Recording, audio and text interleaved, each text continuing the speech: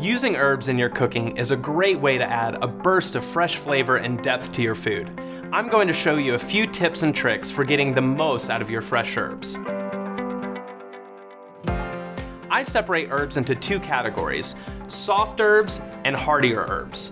Soft herbs like parsley, mint, chive, cilantro, and basil are best added at the end of cooking. Their bright and delicate flavor can get lost during long cooking times.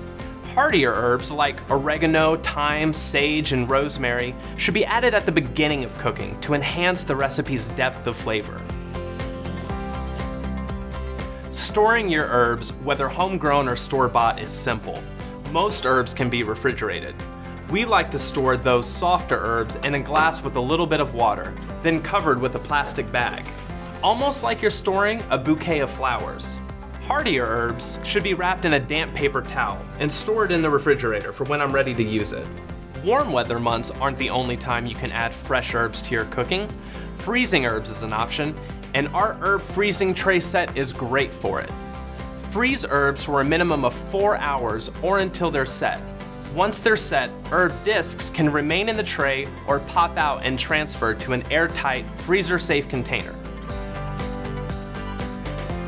You can add them to cooked foods like soups, stews, and sauces. Add them toward the end when cooking vegetables, meat, poultry, and fish, or add them to pasta, rice, and potatoes. If your recipe calls for dry herbs, you can substitute fresh herbs. A rule of thumb is to use 3 times as much fresh herbs as dry. Another use is to make homemade compound butter with our whipped cream maker.